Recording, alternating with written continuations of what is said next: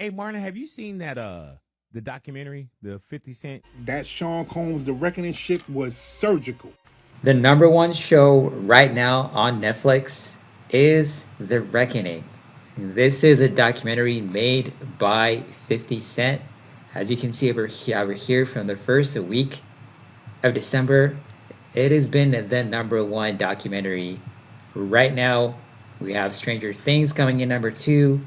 We have this show going on number three. But let's talk about how much money did 50 Cent make, and also how much it cost him to get those footages that were unseen in the documentary. And we also going to be going over some crazy reactions from ordinary people and also celebrities. So let's get right into it. So as you can see, this is the number one trending show right now on Netflix. So if you have a Netflix account, you can log in and check out this documentary. And when you look at how much it costs to make this documentary, it cost between $8 to $20 million.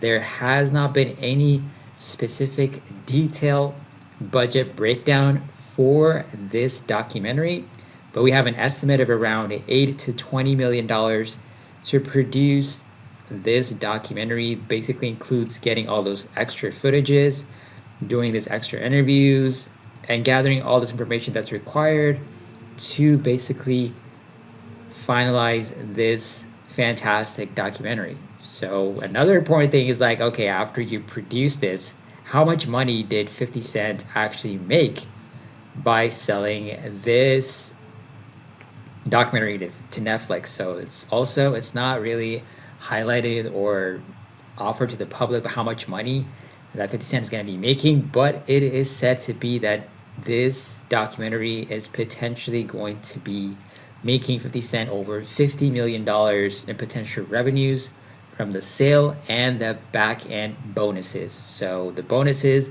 are going to be the huge, massive revenue stream for 50 Cent. As you can see, the show has been successful right now, is trending, it's gathering a lot of eyeballs.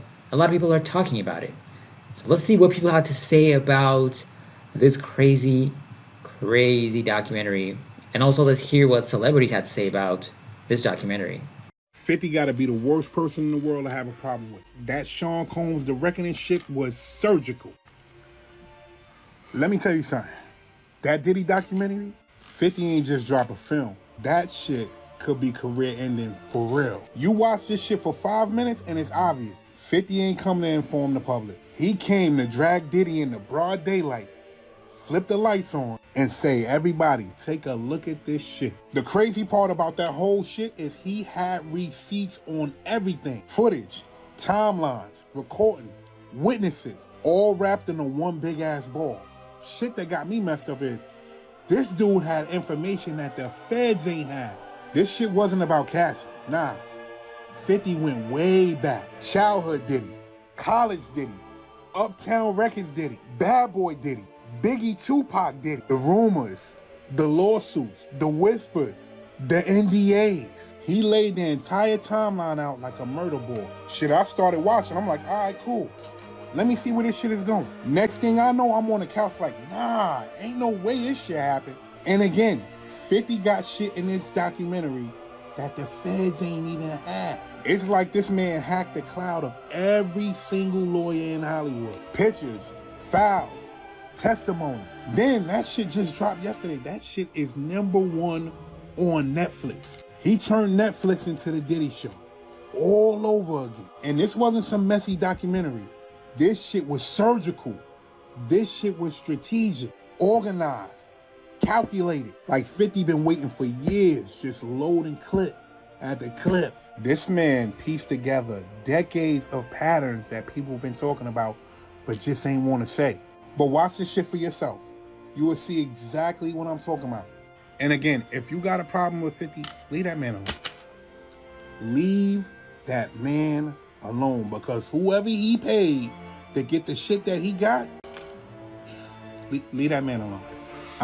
I don't feel bad for nobody that was in that Diddy documentary, because a lot of y'all was still around. Y'all was still trying to reap them benefits of being associated with Diddy until things dried up. That producer Lil Rod literally heard Justin Combs and Diddy allegedly off a man in a bathroom in a studio, tried to save that man's life, and he still ended up continuing working with Diddy. And this the thing, Lil Rod only told his side of the story because Diddy ain't give him the $250,000 that he was promised. That's the only reason why he came out about all of this. If he'd have got paid, he'd have never said a word to this day.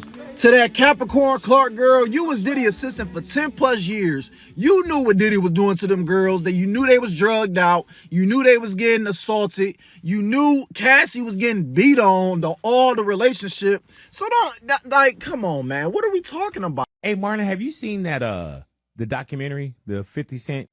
No, I haven't seen it yet. For Diddy? I haven't seen it. Oh, man, you working Everybody hard. telling me you got to see it. Yeah. I haven't seen it. Yeah, Part of me don't want to see it. You probably don't. Because it's all skewed, man. Like when you put stuff together, you create whatever narratives you want to, and at the end of the day, everybody being programmed. You know, right now the man's serving time. Right. You know, he went before the court. The court said this, and everything is God. But God said this is what he got to do. He got to do 5 years in pen.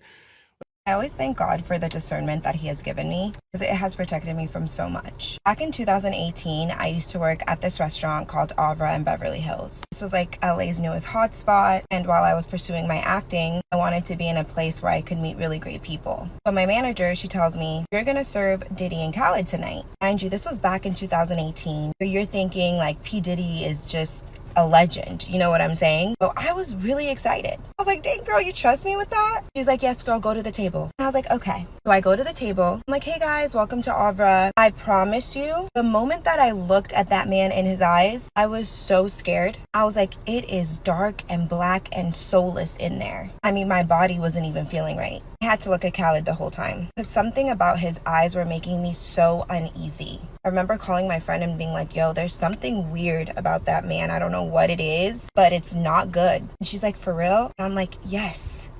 Never went to a Diddy party. Anything that had to do with him would always give me like the Jeepers Creepers. Flash forward, now all of the truth is coming to light. And I just thank God that I did not stroke that man's ego. Like, oh my God, you're so amazing. I'm such a fan. Glad I never even looked at him. Now that I think about it, that could have happened to me. You know what I'm saying? You just never know. May Diddy's documentary teach you that whatever is done in the dark will always come to light. All you have in this world is your name. And whoever you cheat, you lie, you steal, do all the things that he has done, it will always come back to you. I'm watching the P. Diddy documentary and I just saw this clip and I had to go back. Do you know who was responsible for the killing of Tupac Shakur? No, I don't. Okay, this is all alleged. This is just my analysis of what he just did. But basically, he looked at the interviewer, shifted his eyes to the side and looked back, and did this eyebrow movement that tries to show that they are being honest. What it emulates, in my opinion, is when you're talking to like a kid, a bratty little kid, and you essentially ask them if they did something that was bad, and they say no. There's like an attitude to it. There's no honesty. Even with like the head movements, from a body language perspective, it looks like he's being dishonest in the interview. And something that I noticed that was really interesting is that there's no remorse.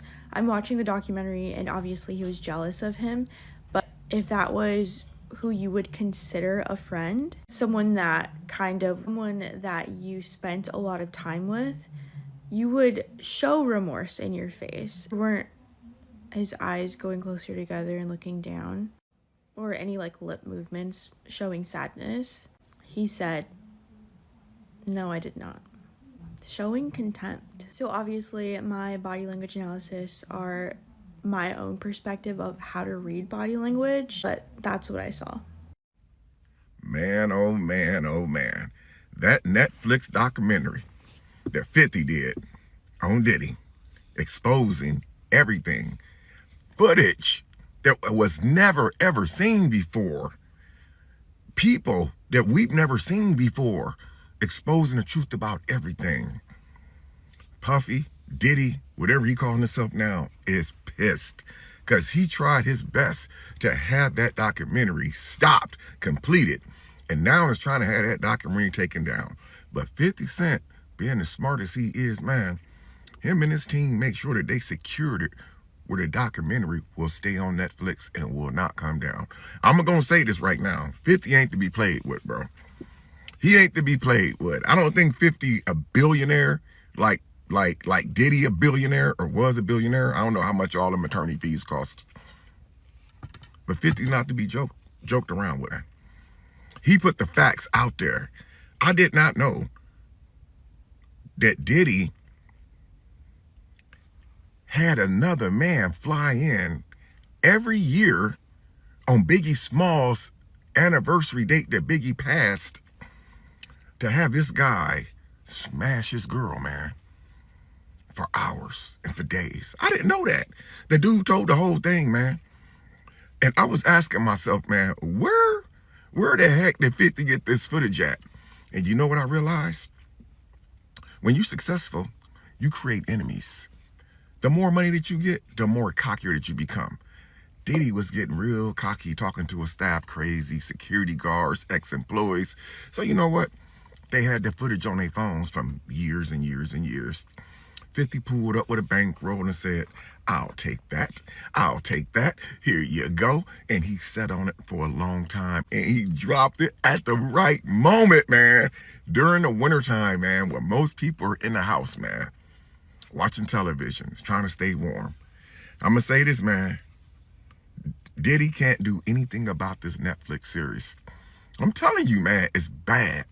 When I watched it, man, I ain't gonna lie. I watched all 4 episodes twice. It's crazy. If y'all ain't seen that Netflix documentary that 50 put out there, man, y'all need to rush. Y'all need to rush over there and check that documentary out, because I'm telling you, this is real drama, man. This is real drama. Diddy a dirty ass dude, man. Grimy. Y'all hear how he talked to his attorney when he was in that hotel trying to manipulate the system? Did y'all hear how when he was in the SUV after shaking people's hands and the guy gave him a jacket, a special jacket that was made for him, how Diddy's got in the SUV with his staff and said, I need to go take a bath.